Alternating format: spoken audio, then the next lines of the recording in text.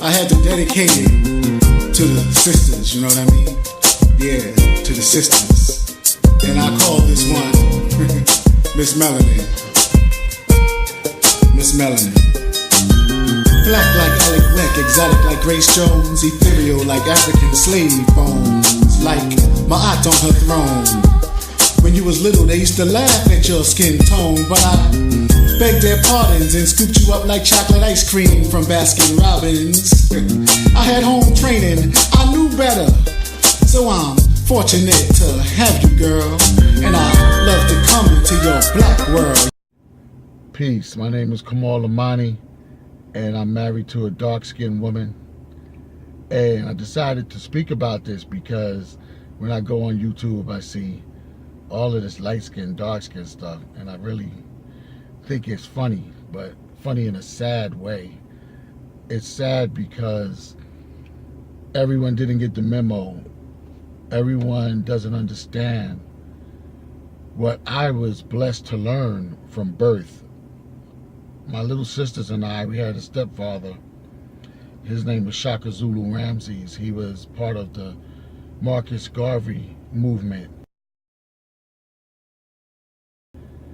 the UNIA under Carlos Cooks in Harlem.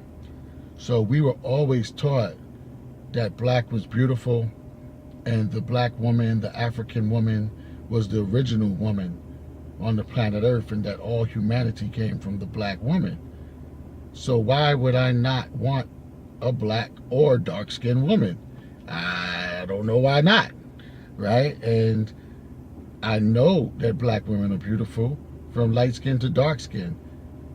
So we need to really cut all of that stuff out, because what we're doing is we are aping the European perception of beauty. And I would even say that a lot of the clothing and the styles and the fashion and the requirements of beauty in the European world isn't even coming from the women themselves necessarily. Maybe more nowadays with more women's liberation, feminism, and freedom. But back in the day, the man told the woman to wear a dress. The man told the woman how to dress and what her place was. And when the commercialism started coming about, Madison Avenue and things like that, commercials, then they telling you you have to be skinny and you have to have blonde hair and you have to be this tall and you have to have blue eyes and all kind of stuff like that. And we all, meaning humanity, came here from black women in Africa. We came through black women. The DNA of humanity comes through the black woman. And you know, this is scientifically established. It's genetically established. It's established through archaeology. And you can go dig it up. I'm not going to get into that right now because that's not what I'm here to do, break down all the science like that. But I'm talking basic common sense. If your mother or your grandmother or your auntie is dark-skinned, how are you going to not like a dark-skinned woman for your wife or your woman? My grandmother was dark brown. She wasn't blue-black. She wasn't black, but she was coffee brown. And my grandmother, we called her Sugar Pie. Her name was Mary Webb. And my grandmother worked for the NAACP as a secretary in New York City. She was the classiest woman I have ever met. She was bling bling. She was intelligent. She was politically astute. She was confident. She had money. She knew how to save money, invest money, had good credit. She gave me so many lessons on life. Dark-skinned woman. Funny, happy, world traveler. Why wouldn't I want a dark woman? And in fact, my grandmother, when I was 7, took me on a cruise around the Caribbean. And one of the stops was Barbados. And I saw some beautiful sisters at the open air market out there selling things. And later on, I ended up marrying a woman from Barbados.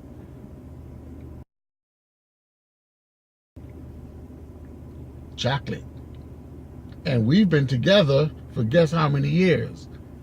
We've been together for 25. And we've been married, happily married. See, I heard T.D. Jakes say, you can't say you're not happily married. And we're happily married.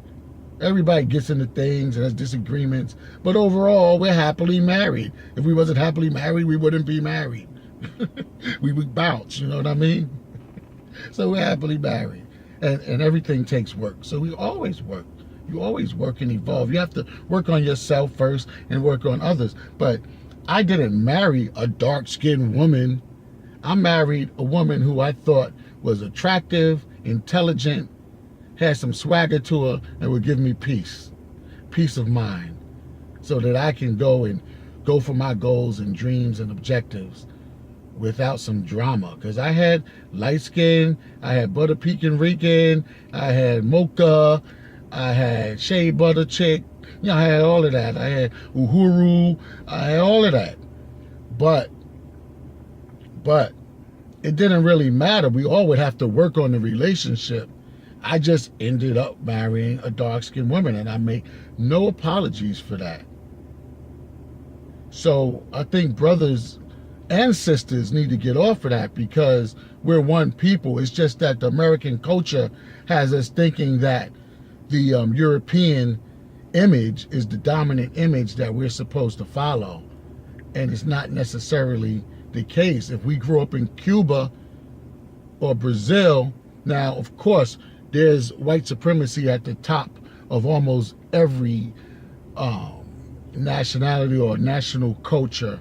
There's usually, you know, the European at the top, and then when you look at the bottom of the economic stratum, then it's us. But my point is, when you have mixed families and mixed communities, meaning complexion-wise, I've met a lot of people, they don't care about, you know, the complexion. They say, my grandfather was dark, black, and my mother was light. But we love my grandfather, and we love my mother, or whatever, or my grandmother, you know what I mean? And once them drums start going, and the rituals start going, and parties start going, people come together. They're family and community for the most part. Brazil, Cuba, there's probably other places too, but that's just in my experience. And even growing up in the Bronx, you know, I would be with light-skinned people, black, dark-skinned, Spanish. We just had fun. We just had fun. I was like, wait a minute. Even growing up as a kid and a teenager, some of my best friends was dark-skinned. Some of my girlfriends was dark-skinned. Some people was light-skinned. Some people was in between. I wanted to play with somebody. I wanted to date with somebody. I didn't want to, oh, wait a minute. You're dark. What's wrong with y'all? Seriously, what's wrong with you? Cut it out. Grow up. Grow up. Oh my God, I don't even know. I could keep going, but basically we know it's part of post-traumatic slavery syndrome. And whoever doesn't know what that is by now, you need to check that out. Post-traumatic slavery syndrome. Then there's Willie Lynch. Some of y'all still got that Willie Lynch chip in your head. Divide and conquer. The European has always divided and conquered original people. And it could be based on anything. Even in Africa, you know, in Rwanda, they did it.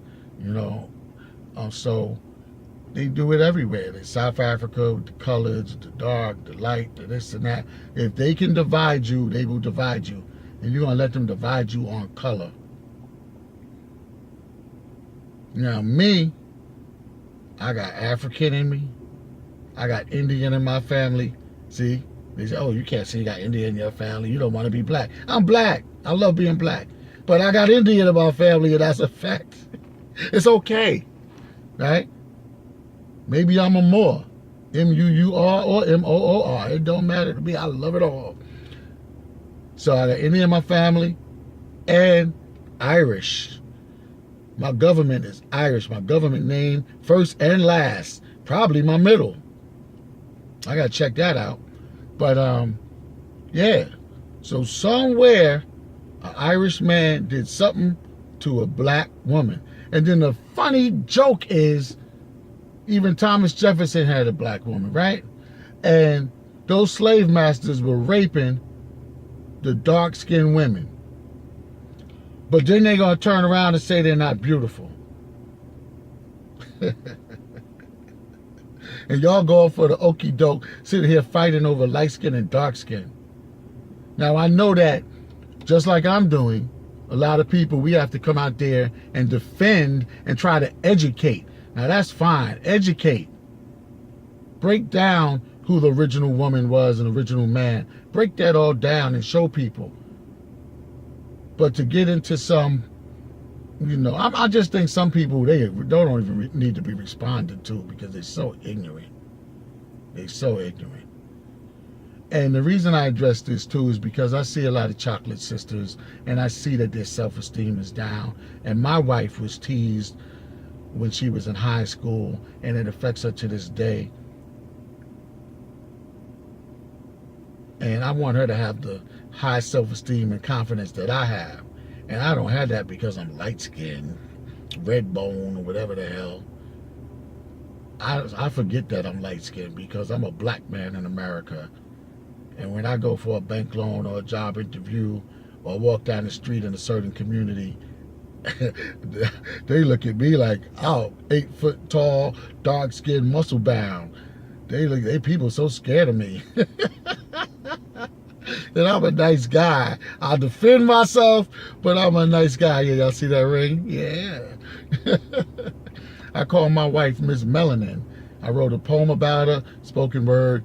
If I don't put it on the back of this video, then y'all can check it out, Miss Melanin. All right, that was 9 years ago.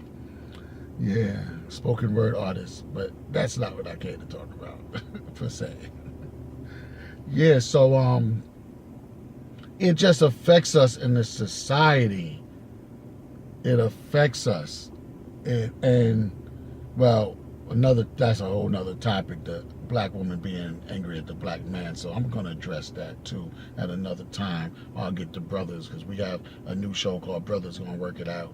And the brothers are addressing issues. So that would be a good issue. And I understand why black women are mad. And black men got to man up and be responsible. See, I think it really breaks down to basics and common sense and, like, I want to even say the 10 Commandments or karma or the 42 negative confessions in Kemet. But just some basic morality and decency and honesty. Let's be honest with each other. There's no need to cheat. But, I mean, just in nature, the man and woman try to provide for their family. So, brother, just because you leave a seed, a baby, and you don't like the woman anymore, y'all had a conflict, or you're scared, or you don't feel you could handle the stress, man, you get some money, you give some of that to your family.